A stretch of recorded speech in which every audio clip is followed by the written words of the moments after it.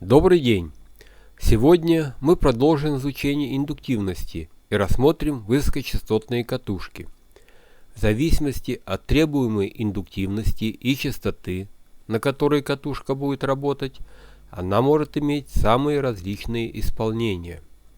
Для высоких частот это может быть простая катушка, состоящая из нескольких витков провода, или же катушка с сердечником из ферромагнитного материала и иметь индуктивность от нескольких наногенри до нескольких десятков миллигенри. Такие катушки применяются в радиоприемной, передающей, измерительной аппаратуре и так далее. Катушки, работающие на высоких частотах, можно разделить на катушки контуров, катушки связи и дроссели высокой частоты. В свою очередь, катушки контуров могут быть с постоянной индуктивностью и переменной индуктивностью, то есть вариометры. По конструктивному признаку высокочастотные катушки разделяются на однослойные и многослойные, экранированные и неэкранированные, катушки без сердечников и катушки с магнитными и немагнитными сердечниками, бескаркасные, цилиндрические, плоские и печатные. Основными параметрами высокочастотных катушек индуктивности являются индуктивность, добротность и собственная емкость. Индуктивность зависит от количества витков, размера катушки и наличия ферромагнитного сердечника. Добротность определяет качество катушки индуктивности и определяется по формуле Q равно XL, деленное на R потерь, где Q это собственно добротность, XL это индуктивное сопротивление и R потерь это сопротивление потерь катушки.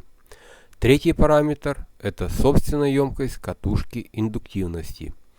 А теперь рассмотрим это более подробно. Индуктивность, как мы уже говорили, зависит от нескольких факторов. От количества витков. Чем больше намотано витков на катушке, тем больше ее индуктивность, так как больше будет магнитодвижущая сила для заданной величины тока. Это вы видите на рисунке. Мало витков – маленькая индуктивность, много витков – большая индуктивность. От диаметра катушки, то есть от площади поперечного сечения катушки. При прочих равных условиях катушка с большей площадью поперечного сечения будет иметь большую индуктивность, а катушка с меньшей площадью поперечного сечения – меньшую индуктивность.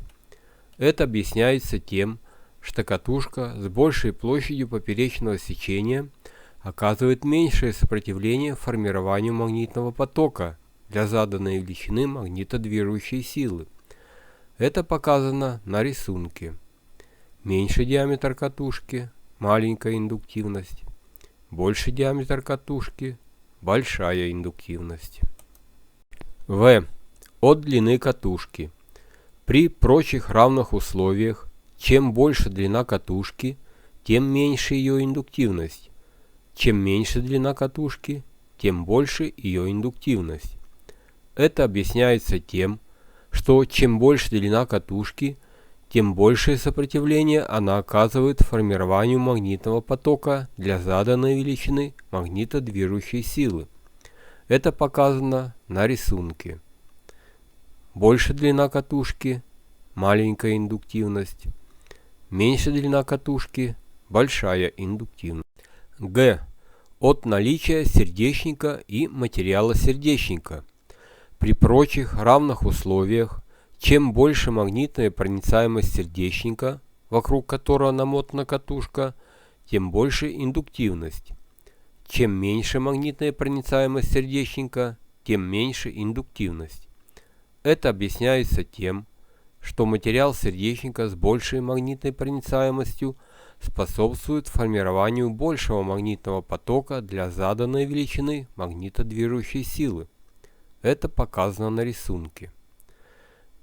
Воздушный сердечник с проницаемостью равной единице получается маленькая индуктивность.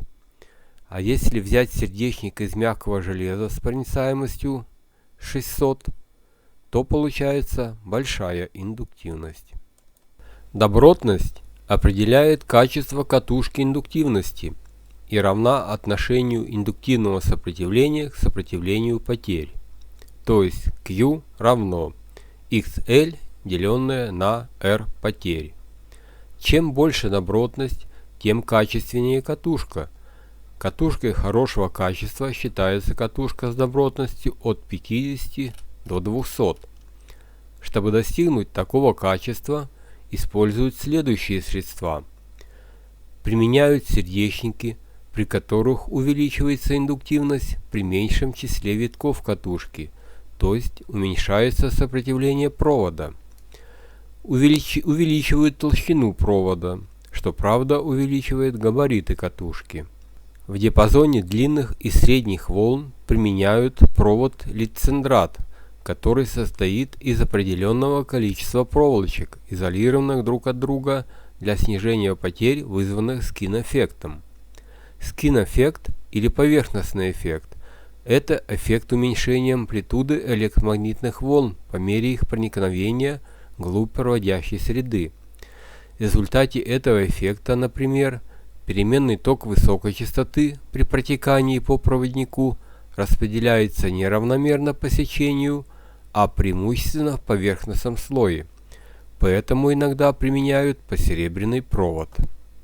Собственная емкость катушки индуктивности обусловлена емкостью обмотки и является нежелательной. Для ее уменьшения применяются различные способы намотки катушки. Одним из способов является перекрестная намотка типа универсаль, что показано на рисунке А. Также применяется намотка витков не плотно друг к другу, а на определенном расстоянии с принудительным шагом, рисунки Б и В.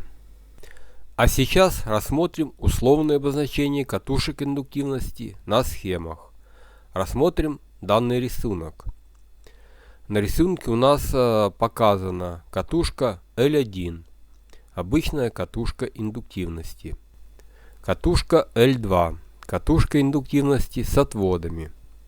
Катушка L3, катушка индуктивности с ферритовым сердечником. Катушка L4, катушка индуктивности с магнитным, то есть магнитодиэлектрическим сердечником. Основными материалами для изготовления магнитодиэлектриков служат альцифер и карбонильное железо. Катушка L5, катушка индуктивности с подстроечным ферритовым сердечником. Катушка L6, катушка индуктивности с подстроечным медным сердечником, то есть немагнитным. Немагнитные сердечники применяются для уменьшения индуктивности и добротности катушки в небольших пределах. Катушка L7, катушка индуктивности экранированная. Катушка L8, ферровариометр. Это вариометр с ферритовым сердечником. Ферровариометр состоит из цилиндрической или прямоугольной катушки, внутрь которой вдвигается сердечник из материала с высокой магнитной проницаемостью, например, из феррита. Ферровариометры применяются в качестве элементов настройки колебательных контуров, например, в автомобильных приемниках. Катушки L9 и L10 – это индуктивно связанные катушки, ВЧ-трансформатор. А теперь рассмотрим последовательное и параллельное соединение катушек индуктивности. При последовательном соединении индуктивностей их общая индуктивность будет равна сумме всех индуктивностей, то есть L общее равно L1 плюс L2 плюс бесконечное множество индуктивностей и плюс Ln. А при параллельном соединении получаем вот так. Единица, деленная на L общее, равно единица, деленная на L1, плюс единица, деленная на L2, плюс бесконечное множество таких дробей, плюс единица, деленная на Ln. А для двух катушек формула получается так. L общее равно L1 умножить на L2 и делим на сумму L1 плюс L2. А теперь запомните такие выводы. Первое. При включении катушки индуктивности в цепь постоянного тока он возрастает не мгновенно, а постепенно, по экспоненциальному закону. Причиной этому является ЭДС самоиндукции, направление которой противоположно нарастающему току. Второе. При прекращении тока через катушку магнитные силовые линии приближаются к катушке, и при этом ЭДС самоиндукции может быть значительно больше напряжения источника тока. Третье. Сопротивление катушки индуктивности переменному току, то есть индуктивное сопротивление, зависит как от индуктивности катушки, так и от частоты тока. При большей индуктивности катушки оказывают большее сопротивление переменному току. При увеличении частоты сопротивление данной катушки также увеличивается. Четвертое. Индуктивное сопротивление реактивно, то есть в цепи переменного тока магнитное поле вокруг катушки то расширяется, то суживается. При этом катушка то получает, то отдает энергию источнику тока, а средняя мощность, поступающая в катушку, равна нулю. Пятое. Идеальная катушка индуктивности обладает только индуктивностью, и все потери, включая и активное сопротивление, равны нулю. Реальные же катушки индуктивности, кроме индуктивности, имеют и потери, которые условно выражаются сопротивлением потерь, которое соединено последовательно с индуктивностью. Шестое. Основные параметры высокочастотных катушек индуктивности – это индуктивность, добротность и собственная емкость. Седьмое. Качество катушки индуктивности улучшаются при использовании ферритовых сердечников. Более того, с их помощью можно изменять индуктивность катушки в определенных пределах. На сегодня все. Не забывайте заходить на мой канал. Продолжайте изучать основы радиоэлектроники. А пока до свидания, до новых встреч.